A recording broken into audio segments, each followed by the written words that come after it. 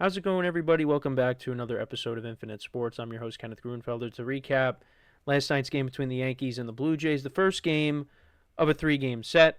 And if you were a Yankee fan, it was not a good game to watch.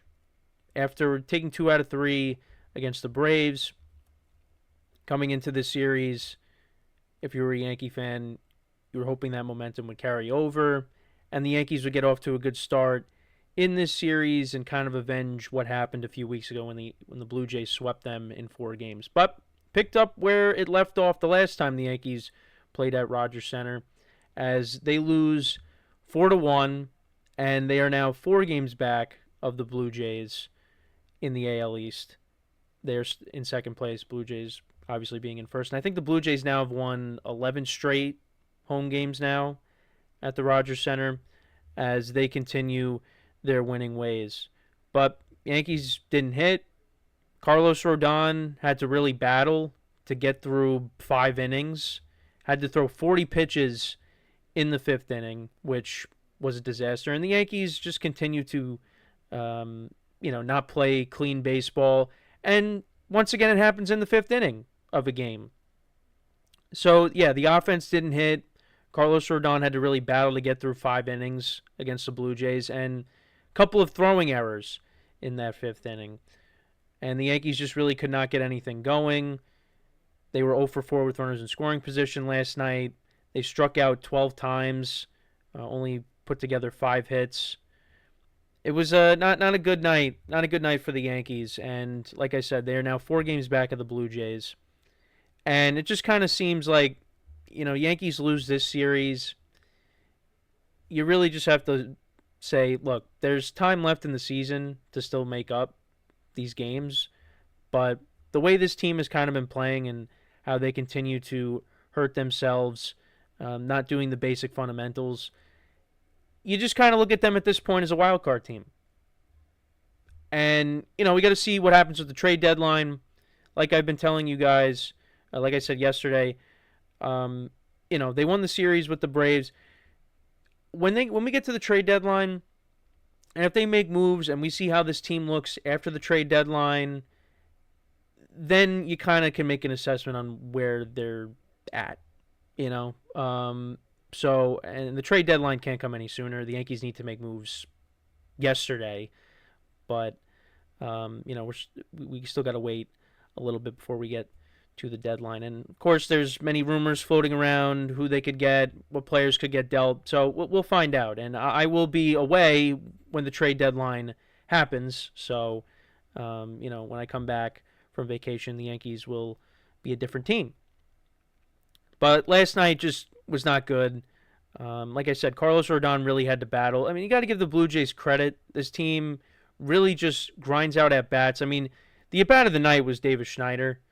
Put together, I believe it was a 13-pitch at bat. Really made Rodon have to empty the tank. He threw 40 pitches in that 5th inning. He really had to work in that inning, and he had to get taken out of the game after 5 innings because he used up. He got to 100 pitches, threw 40 pitches in 1 inning, and didn't get help from his defense either. But yeah, Davis Schneider put together a great at bat in the 5th inning to really make Rodon work. And the Yankee fielders made Rodon work extra because he could have got out of the inning twice. And, you had Oswald Peraza with a bad throw. And then you had Anthony Volpe with a bad throw as well. Goldschmidt couldn't scoop it up, and that led to another run. But the Yankees, look, they couldn't hit. The only run they had last night was Giancarlo Stanton's 5th homer of the season. And I kept saying, look, you got to score more. You're not winning this game 1-0. Blue Jays got things going offensively in the 5th inning. You had the 2-run double by Bo Bichette. Miles Straw had the infield single with the throwing error by Peraza. And then Leo Jimenez, who Rodon walked twice, who was batting, I think, 085 last night or 088 going into the game last night. Rodon walked him twice. And then he hits one up the middle. Volpe ends up throwing it low. Goldschmidt couldn't scoop it up and led to another run. Miles Straw ended up scoring. And that was the scoring in the game. Rodon walks really hurt him last night. Like I said, he was able to get out of a lot of jams early, but you knew at some point the Blue Jays were going to cash in, and they did that. Like I said, with the Bo Bichette 2-run double, who really didn't play the last time the Yankees went up against the Blue Jays. So that's just another player that the Yankees have to deal with in this series. They did hold George Springer down. He only walked last night. But, Vlad had a single last night. Kirk had a couple of long doubles in this game that were close to going out. And, Kevin Gausman did his job. He shut the Yankees offense down. For a guy that the Yankees see a lot, between his time with the Orioles and, obviously being with the Blue Jays since, when did he first get to the Blue Jays? He's been with the Blue Jays since 2022.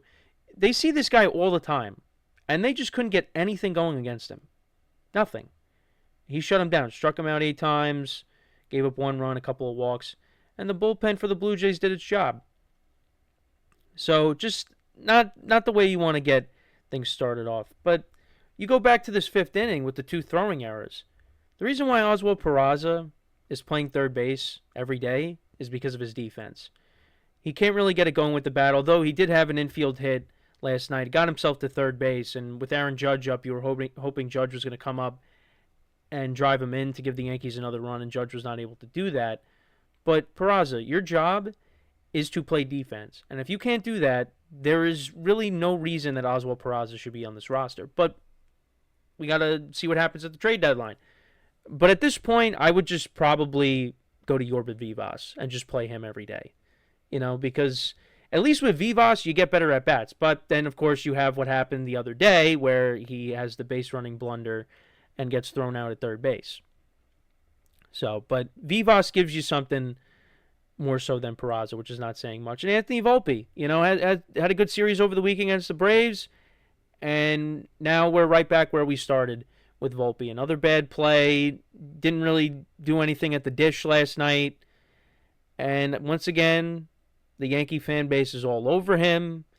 Aaron Boone after the game, many people are losing their minds over what he said, how, now Volpe again, another error, which leads the American League. He says, he's made a couple of errors here that that's hurt him this year. No, it's been more than that.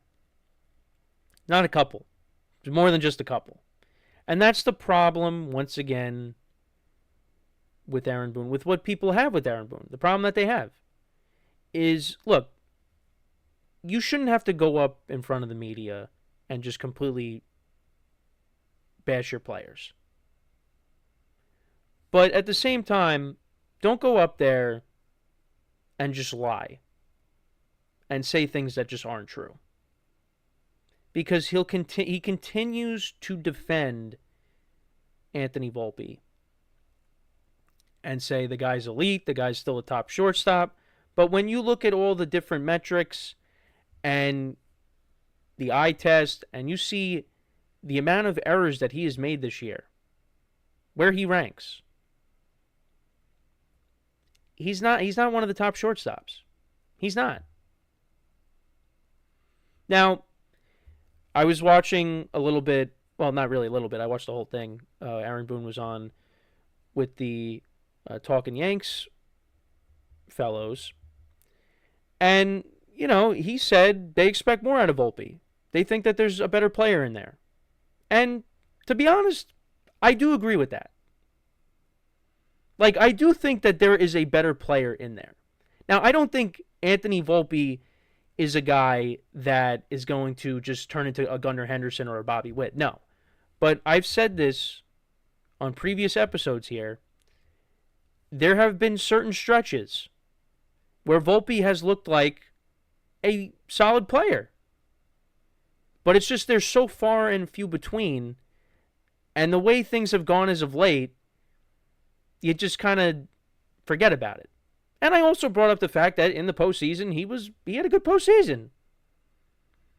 So there is a better player in there.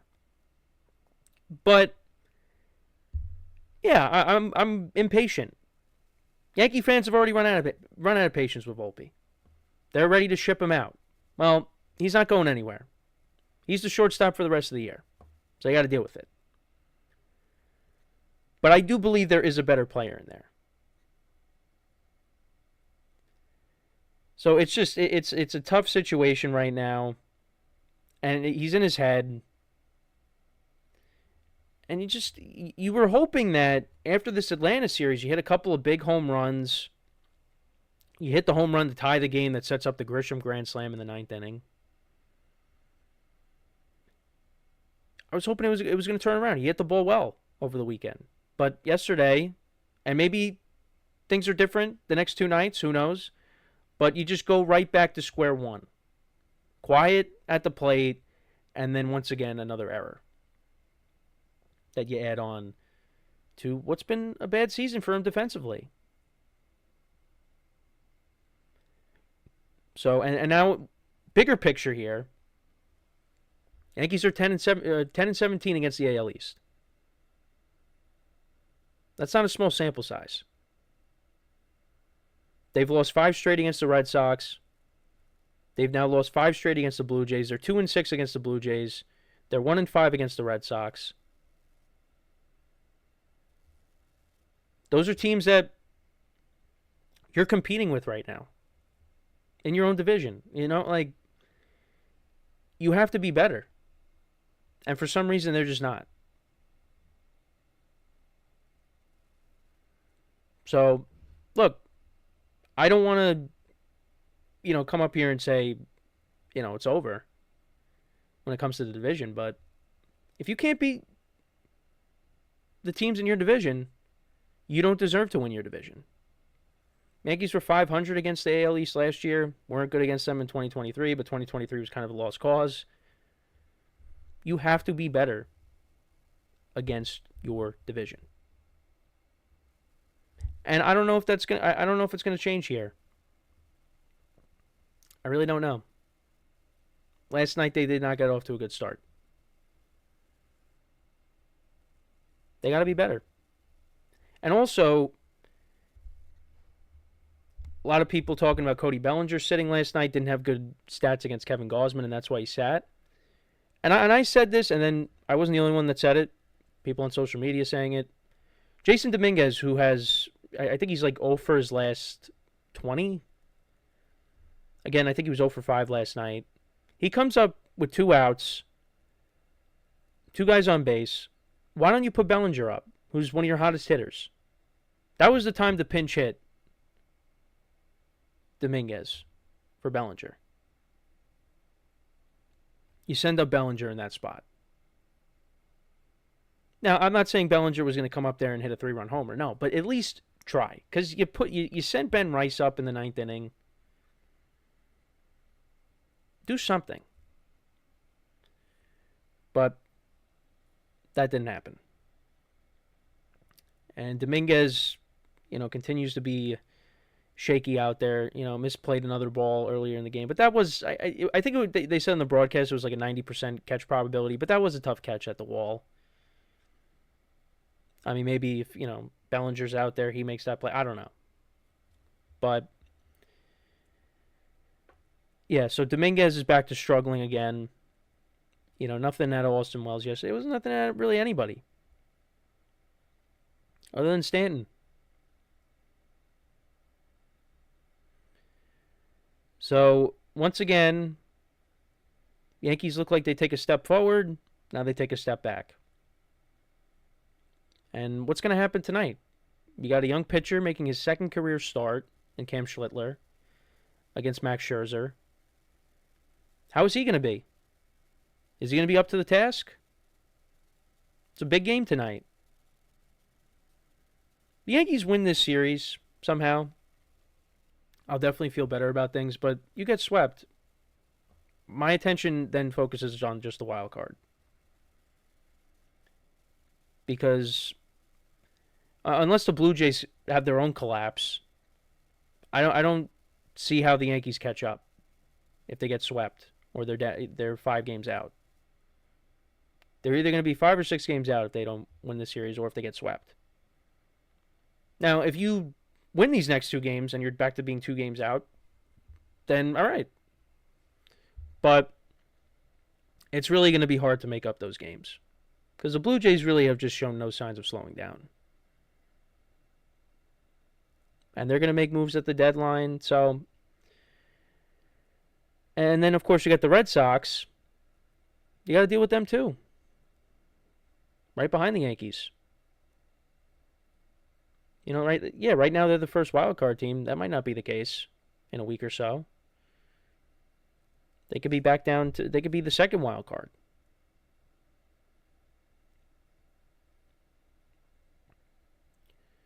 Yeah, it hasn't been hasn't been good, and especially against the division. I just don't understand why they struggle so much against their own division. Like when you compare the Yankees and the Red Sox,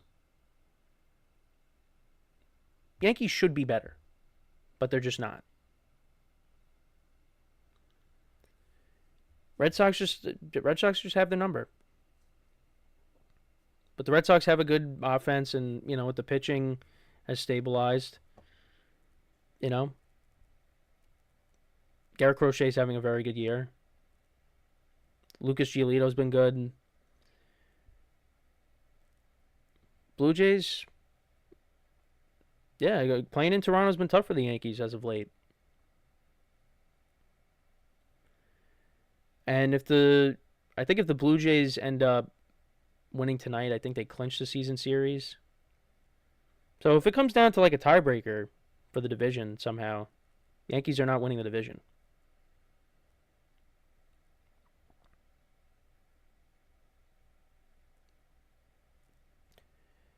So we'll see what happens tonight. We'll see. But, the lineup's got to get back up again. Even after Rodon had to throw extra pitches, I mean, he was back in the dugout trying to motivate everybody to get it going. Nobody stepped up. And one of the other things that Boone kind of went back and forth with the Talking Yanks guys is they talked about when Vlad slid into home. I mean, he basically dove into home and went nuts. Was going nuts. And people were pointing to that and saying and the Yankees, nobody on the Yankees is doing things like that. And Boone kind of pushed back and said, that was ridiculous. But that's what it looks like on the surface. It just looks like when you have Vlad sliding into home plate and, he's high-fiving, right? Who's he high-fiving? High-fiving Springer, whoever it was. When you see that, you just think, these guys want it more than the Yankees do. They care more. Now, I'm not saying that that's the case. I know the Yankees care. It's just when you see that and then you watch some of the press conferences, you watch some of the post-game interviews, you just think, they don't care.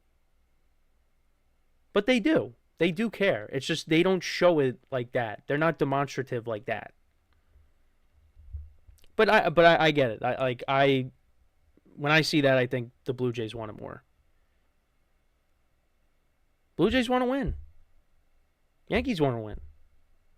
But when Boone's saying we care about winning, we're what do you say to them? I think he said we're hell bent on winning. A lot of the people in the fan base, they don't think that. They think you're just going through the motions. But if you go out and you win these next two games, then you silence that portion of the fan base. And look, they didn't complete it, but they were down 8-0 against the Blue Jays a few weeks ago. They came back and tied the game. They couldn't finish the job, but there's a lot of times when the Yankees go down like that and they don't do anything. And look at what happened the other night. Look at what happened against Seattle. They're down 5-0. They come back, they win. They're getting no hit, they come back and win that game. You see against the Braves, they're down 5-0. Then it's 5-2. Then it's back to 7-2. But they kept fighting. Last night, they didn't really show any kind of fight. So, they do care. Last night, the offense didn't do anything. Rodon wasn't sharp. Defense, as usual, was not sharp. Let's see what happens tonight. But if you get swept, and the division's You can't say it's definitively over because there's still the whole month of August, the whole month of September. But if you're looking at this objectively, can't even get the word out. Do you honestly think that if the Yankees are 6 games back of the Blue Jays, you think they're going to come back from this? Do you have the utmost confidence that this team will come back, will rally and come back from 6 games down? Unless you get significant changes at the deadline, I don't know. Once again, I'm sounding repetitive. It's all going to come down to this trade deadline. How is this trade deadline going to play out? Who are they going to get? Let's see what happens. They get Luis Gil back. You get Mark Leiter Jr. You get Fernando Cruz back. You add 1 or 2 more arms. You get a starter. You get a third baseman that could provide more offense. You do all that. You get the guys back that, are on the way back. And then let's see. But what continues to be a problem is the defense. Like, on the left side of the infield. Like, is that going to just magically get better? Like, is Volpe going to finally start playing consistently good defense? Or are we just going to keep having these problems? Are we going to keep seeing these problems? And who's going to be brought in at third base? We'll have to wait and see. But this is the ebbs and flows of the season. Yankees win 2 out of 3 against the Braves. You're feeling good about things. But a little nervous going into the series. And already last night it was on back-to-back plays. Rodon gets out of the inning. He basically got out of the inning twice. Peraza throws it away. And then Volpe's low throw, Goldschmidt can't scoop it up. Run scores. This can't happen. And again, that is why many people are calling for Boone to lose his job. When you see things like that, the basic fundamentals that this team can't function. When you see the base running mistakes, the errors, not covering second base, not covering first base, when you're seeing that, not running hard to third base and sliding, when you're seeing all of that, that is why the fan base is upset and wants somebody to lose their job. Now, you should also blame the players too, because they've been playing this game their entire lives. They should know what to do. And I'm not going to sit up here and say that, I know what to do in those situations. Like, yeah, I'm watching the game. It's like, yeah, this person should be doing this. This should be doing this. But I know for a fact that, when I used to play, my baseball IQ was not great. It wasn't. And that's why I'm doing this instead of actually playing. Part of the reason why. But again, you would think they're major leaguers. They should know what to do. And plenty of times this year, they look like they don't know what they're doing. And this is something that the Yankees thought they were correcting in the offseason. Still got the same problems. And how much better are they going to get after the trade line and when we get to the postseason? If they're even in the postseason, which I still think they will be a playoff team. But to me right now, this is a wild card team. And I've said it over and over again, I don't think in a short series, a 3-game series, that will fare well for the Yankees. I don't. Sorry. But only time will tell. So, yeah, we'll see what happens tonight. Cam Schlittler making his second career start against the veteran Max Scherzer. Let's see if tonight's game fares better for the Yankees. We'll see. But as always, everybody, make sure to leave a like, comment, and subscribe to the channel. Greatly appreciated. Make sure to also follow the social media accounts, in the description. And wherever you get your podcasts, you can also find us on Spotify as well. And as always, everybody, I'm your host, Kenneth Gruenfelder, signing off. Have a good one. I'll talk to you guys next time. Take care.